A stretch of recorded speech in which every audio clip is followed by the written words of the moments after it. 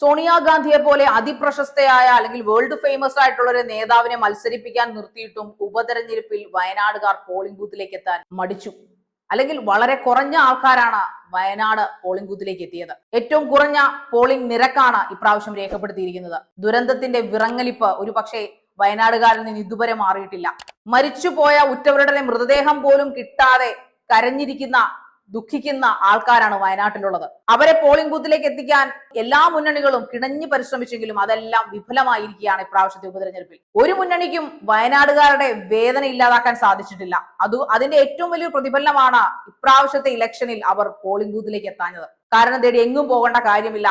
ദുരന്ത മേഖലയിലേക്ക് പത്രക്കാരും രാഷ്ട്രീയ പ്രവർത്തകരും ഇരച്ചു കയറുകയായിരുന്നു വാർത്തകൾക്കായിട്ട്. എന്നാൽ 3-4 മാസങ്ങൾക്കിപ്പുറം അടുത്ത വാർത്ത കിട്ടിയപ്പോൾ അവർ അതിലേക്ക് മാറി. വേദനയും ദുഃഖവും വയനാടുകാരുടേതും മാത്രമായി ഒതുങ്ങി. ദുരന്തമുഖത്തേക്ക് എത്തിയ പ്രശസ്ത സിനിമാ താരം ലാലേട്ടനെ കെട്ടിപ്പിടിച്ചൊരു സ്ത്രീ ചോദിക്കുന്ന ഒരു ചോദ്യം വളരെ പ്രശസ്തമായിരുന്നു. അത് വളരെ ഫേമസ് ആവുകയും വൈറലായി മാറുകയും ചെയ്തിരുന്നു. 3-4 ദിവസം കഴിയുമ്പോൾ അല്ലെങ്കിൽ ഒരു മാസം കഴിയുമ്പോൾ ഇതെല്ലാം ഞങ്ങളുടേത് മാത്രമായി തീരും ലാലേട്ട, ഞങ്ങൾക്ക് പിന്നെ ആരും ഉണ്ടാവില്ല എന്ന് പറഞ്ഞ ഒരു കരയുന്ന ഒരു രംഗമുണ്ട്. അന്ന് ലാലേട്ടൻ അവരെ പറഞ്ഞ് ആശ്വസിപ്പിക്കുന്നു, അങ്ങനെയൊന്നുമില്ല, ഞങ്ങൾ എല്ലാവരും നിങ്ങളുടെ കൂട്ടത്തിലുണ്ട്. ശരിയാണ്, അന്ന് അവർ പേടിച്ചത് തന്നെ ഇപ്പോൾ സംഭവിച്ചുകൊണ്ടിരിക്കുന്നു. എല്ലാവരും അവരുടെ കാര്യം നോക്കി പോയി.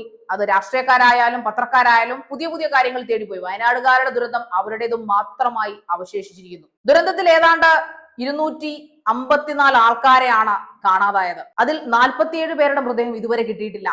എന്നാൽ ഇപ്പോൾ തിരച്ചിൽ നടത്തുന്നില്ല. ബന്ധുക്കളുടെ തീരാക്കണ്ണിന് ആരാണ് സമാധാനം പറയുക? വയനാട് ഉപതെരഞ്ഞെടുപ്പുമായി ബന്ധപ്പെട്ട വിവാദങ്ങളും പ്രചരണങ്ങളും പോളിംഗ് കുറഞ്ഞതുമൊക്കെ വാർത്തകളായി മാധ്യമങ്ങളിൽ നിറഞ്ഞു നിൽക്കുമ്പോഴും വയനാട്ടിലെ മുണ്ടക്കയിൽ വറ്റാത്ത കണ്ണീരുമായി കഴിയുന്നവരുടെ വേദനകളും കാത്തിരിപ്പും ആരാലും ശ്രദ്ധിക്കപ്പെടാതെ പോകുന്നത് സത്യമാണ്. അത് വെറും വാർത്തകളായി മാത്രം അവശേഷിച്ചിരിക്കുകയാണ്. കുത്തലിച്ചു വന്ന ഉരുൾപൊട്ടലിൽ മരണപ്പെട്ടതും കാണാതായവരുമാരുടെ ബന്ധുക്കളുടെ കണ്ണീര് ഇന്നും തോർന്നിട്ടില്ല എന്നുള്ളതാണ് സത്യം. അന്ന് കാണാതായ 47 പേർക്കായുള്ള കാത്തിരിപ്പ് ഇന്നും അവരുടെ ബന്ധുക്കൾ തുടരുകയാണ്. പിന്നെ എങ്ങനെ അവർ പോളിംഗ് ബൂത്തിലേക്ക് വരും? ജൂലൈ 30-നുണ്ടായ അപകടത്തിൽ 254 പേർ ആകെ മരിച്ചതായാണ് മന്ത്രി കെ രാജൻ നിയമസഭയിൽ നൽകിയ കണക്ക്. ഇതിൽ 54 പേരെയാണ് കാണാതായത്. ദിവസങ്ങളോളം നടത്തിയ തെരഞ്ഞെടുപ്പിൽ 7 പേരെ കണ്ടെത്തുകയുണ്ടായി. ശേഷിക്കുന്ന 47 പേരെ ഇനിയും കണ്ടെത്താനുണ്ടെന്ന് ആക്സ് ന്യൂസ് മലയാളത്തിന് വേണ്ടി വിവരാവകാശ പ്രവർത്തകൻ എസ് ധനരാജന് വയനാട് ജില്ലാ പോലീസ് മേധാവിയുടെ ഓഫീസിൽ നിന്ന് ലഭിച്ച വിവരാവകാശ രേഖയിൽ പറയുന്നു. മരണപ്പെട്ടവരുടെ സാമ്പിളുകളും ബന്ധുക്കളുടെ സാമ്പിളുകളും കണ്ണൂർ റീജിയണൽ ഫോറൻസിക് സയൻസ് ലബോറട്ടറിയിൽ അയച്ച് പരിശോധന നടത്തിയതിൽ നിന്നാണ് 7 പേരെ തിരിച്ചറിയാൻ കഴിഞ്ഞത്. 33 കേസുകൾ ഇത് സംബന്ധിച്ച് വയനാട് പോലീസിൽ രജിസ്റ്റർ ചെയ്ത അന്വേഷണം നടത്തി വരുന്നു. എന്നാൽ കാണാതായവർക്കായിട്ടുള്ള തിരച്ചിൽ അവസാനിപ്പിച്ചതായാണ് മന്ത്രി കെ രാജൻ നിയമസഭയെ അറിയിച്ചിരിക്കുന്നത്. രക്ഷാപ്രവർത്തനത്തിൽ 233 മൃതദേഹങ്ങളും 222 ശരീരഭാഗങ്ങളും കണ്ടെടുത്തതായാണ് സർക്കാരിന്റെ കണക്ക്. ഇതിൽ 177 മൃതദേഹങ്ങൾ നേരത്തെ തിരിച്ചറിഞ്ഞ് ആദ്യം തന്നെ കൈമാറി. DNA പരിശോധനയ്ക്ക് ശേഷം 77 മൃതദേഹങ്ങൾ കൂടി തിരിച്ചറിഞ്ഞു.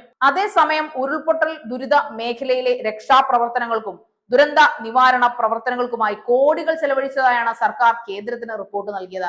എന്നാൽ റിപ്പോർട്ട് നൽകിയപ്പോൾ 60 ലക്ഷം മാത്രം ചെലവഴിച്ചതിന്റെ കണക്കുകളാണ് മറ്റൊരു വിവരാവകാശ രേഖയിലൂടെ ലഭിച്ചത്. പ്രളയവും ദുരന്തങ്ങളും ഉണ്ടാകുമ്പോൾ അതിൽ നിന്ന് കൈയിട്ടുവാരുക എന്നൊരു ദുഷ്പേര് നമ്മുടെ ഗവൺമെന്റിനുണ്ടെങ്കിലും അത് വയനാട്ടിലും കാണിക്കുമോ എന്ന് നമുക്ക് അറിഞ്ഞുകൂടാ. എന്തായാലും വയനാട്ടിലെ ജനങ്ങൾ അവരുടെ ഉടയവർക്കായി, അവരുടെ നഷ്ടപ്പെട്ടവർക്കായി, ഇനിയും കിട്ടാത്ത അവരുടെ പ്രിയപ്പെട്ടവരുടെ മൃതദേഹത്തിനായി നെഞ്ചുപൊള്ളി കാത്തിരിക്കുകയാണ്. അത് കാണാതെ പോകരുത് നമ്മുടെ സർക്കാരും മാധ്യമങ്ങളും വേണ്ടപ്പെട്ട ഉദ്യോഗസ്ഥരുമൊക്കെ.